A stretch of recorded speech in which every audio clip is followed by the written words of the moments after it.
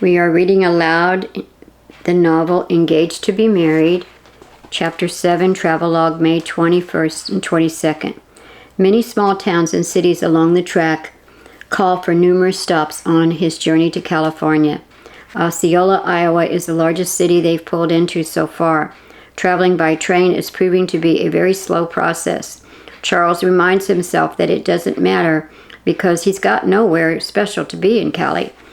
And he, for once in his life, is definitely not the type to be on a tight time schedule. After continuing for a little more than an hour from the last station stop, the train has stopped once again in another small town.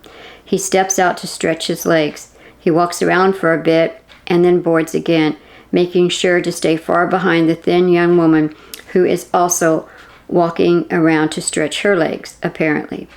At the last minute, though, he switches and makes the conscious decision to board the car that the young woman has entered. Charles sits a few seats from her. Emily saw him get on, but hopes that he did not see her looking for him. A slight smile escapes her lips, although she hopes the man who pretends to choke the life out of his cell phone didn't notice that telling smile. They both choose a seat facing each other at opposite ends of the car, but they try their best not to look at one another. They pretend to be looking out the window while trying to catch a glimpse of the other, either in the reflection of the windows or in their peripheral vision.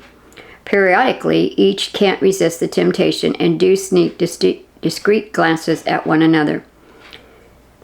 And now they've made yet another stop. The train car is all but emptied out. A voice comes over the air. Final boarding call for Lincoln, Nebraska. Please watch your step. Charles chuckles to himself, thinking how insignificant in-between towns don't deserve recognition. Only the substantial cities along the route are acknowledged.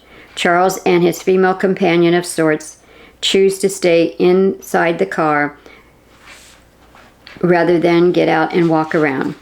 They watch the other travelers leave, and out the window new travelers board as their sad companions on the platform again lovingly hug and say their tearful goodbyes.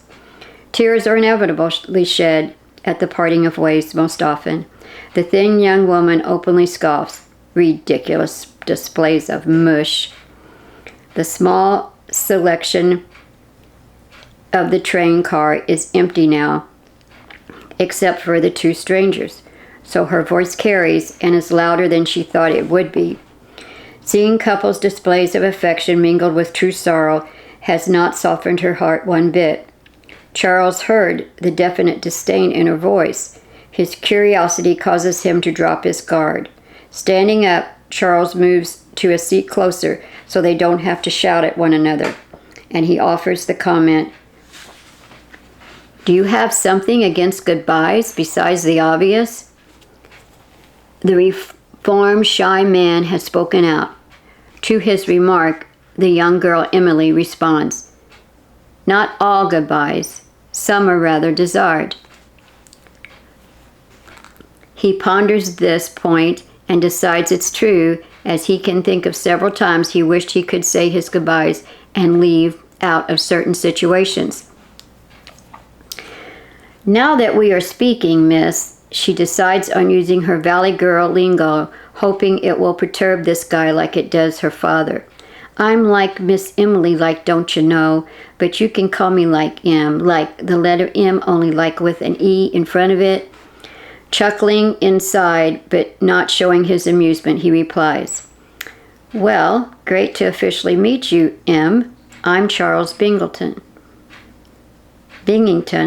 So, Charles waits. "So what?" she asks, clueless.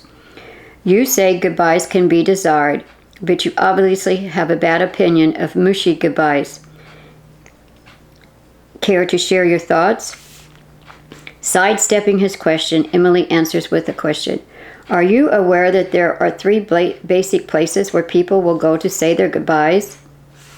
Charles is very aware that the Valley Girl has disappeared, and the girl sitting in front of him has very proper grammar, but he chooses not to mention that. Really? Only 3 ways, you say? Only 3 places? Now I'm intrigued. Enlighten me. What 3 places might those be? Emily sees that he is trying not to laugh and figures that he thinks it's a stupid conclusion, but she is more than willing to defend her position. First, goodbyes on the phone. Secondly, at a funeral. Now there's a very bad place to say final goodbyes. The other person can't even hear you. She laughs out loud. But that is what happens all the time, too. It's strange how people don't like to talk about that, but it happens. Sooner or later, it's going to happen. That's just part of life, as they say, right? Wow, what an oxymoron that is. Death is a part of life. Does that make any sense? Not to me. So why even be born? When we are all going to die anyway, what's the point of all this? She says as she waves her thin arm around. Okay, that's kind of deep. Charles's idea for rebuttal of her 3 main places to say goodbye are stymied by her intense critique of death. Emily stops, take a breath, remembers that where she's at with her explanation. And thirdly, not so final as the second, leaving by different types of transportation. And there you have it. 3 goodbye options, and the only possible ones in a nutshell. Charles laughs out loud now. He holds up a finger thinking to correct her, but he gets stuck on those thoughts. Nothing comes to mind at that very second. Emily assumes she has gotten the last laugh over on Charles. See, I'm right? He is just as stubborn and begs to differ. You cannot be serious. I mean, you really think you are right with your limited assumptions? Nope, I know I am correct, and not assuming a thing. Go ahead, just try me, old man. Like a rude little kid, she actually sticks out her tongue at Charles. Charles is unduly taken back by the girl's brazen actions and bold self-confidence. So you think you're so perceptive. I will have you to know calling me an old man happens to be terribly offensive, and sticking out your tongue is utterly childish. By your own actions, you're admitting defeat because you simply have no other recourse. Emily says nothing more. She only shrugs, her tongue put back in her mouth, but Charles feels like he's scolding his little sister now. He racks his brain to come up with a different analogy that would shut her up and put down her philosophy. Winning the war of words is all that matters here at the moment. Okay, how about this? A couple is sitting on a sidewalk curb and talking. They say their goodbyes. One stays right there where they're both sitting and talking, and the other waves goodbye. The guy who is leaving just walks away. This guy walks away, just like that. No transportation. What about that, Miss M? Just like that? Yeah, just like that. No funeral, no phone call, no form of vehicle transportation. She smiles. You are a weirdo, Charlie Simpleton. What? I'm just proving you wrong. Name-calling isn't a form of a rebuttal. Charles makes another point. And my name is Charlie Bingenton, not Simpleton. She shrugs again. Okay, Charlie B. You still are so wrong. Walking is a very practical form of transportation. So, gotcha. Charles shakes his head and has to admit that she has a valid point. And considering that prior to the 2 cab rides in one day, his primary form of transportation had been walking. And now he's embarrassed. He's embarrassed that he completely blanked on that. A nervous chuckle sneaks its way past his lips. There's no reason to drag it out and be even more humiliated. Thinking of a way to change the subject, he finds he is more than curious to learn why M doesn't have a suitcase. And being a girl alone on a trip, why she would so brazenly discard her cell phone without any regard for her own safety. He asks Emily in a roundabout way, So, you sure do travel light, no luggage? Emily looks up shocked. She bends over and looks under her seat. Her hand goes up to her mouth and she acts so surprised. He can tell that she's faking it. Her actions are too exaggerated. "Oh no, thank you, kind sir, for telling me. I would have been devastated if I had discovered that on my own." "Do you always make weird, odd comments from way out in left field?" "Nope, I usually stand closer infield. I play shortstop mostly." Charles spontaneously bursts out laughing. He was not expecting that answer. Not from a girl. She smiles slightly. He dismisses her comments because he understands there will be no substance in her answers from now on. Charlie sits back and closes his burning eyes. It's been a long day. He remembers that he isn't supposed to wear those contacts that long on his first day. Emily assumes he's thinking on their conversation and intends to elaborate. "Don't strain yourself trying to figure it all out, old man. It will drive you crazy." Both passengers smile to themselves for no apparent reason, although they try their best not to let it show. He opens one eye but then closes it again. "Don't you worry your little head about me, young lady.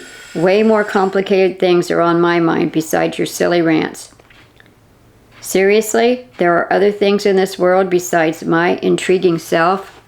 "Yes, other matters are more important than your silly strangeness." Emily tries not to cry, but suddenly emotions take her over. For acting like a tough cookie, she's more sensitive than he would ever have assumed. Charles wonders if the right thing to do is to ignore the fact that she is sniffling from his insulting remarks he just directed at her. But he regrets that his last words had caused her emotional pain. He's not used to using teasing banter with a female. Lynette is always so concerned about propriety. He obviously has said the wrong thing, to be sure. Feeling he should say something more, Charlie bursts out, "Well, I'm a jerk." "You said it, not me, although I happen to agree with you wholeheartedly." Emily throws back that line while drying her tears and feeling stupid for letting his comment having affected her like that. "Listen, I know you heard my phone conversation back at the station. I'll admit to it. I'm not normally like this, but today has been different for me in so many ways. I am being a jerk to you and to all the rest of the world." He decides not to let Emily know that he's engaged. Their conversation has all of a sudden turned from joking to serious, and neither of them know what to say now to the other. The sounds of the train tracks and the background conversations of other passengers begin to lull both of them almost to sleep. They do drift off to sleep, though they are restless, and not just because of the motion of the train. This is the end of Chapter 7 of Engaged to be Married.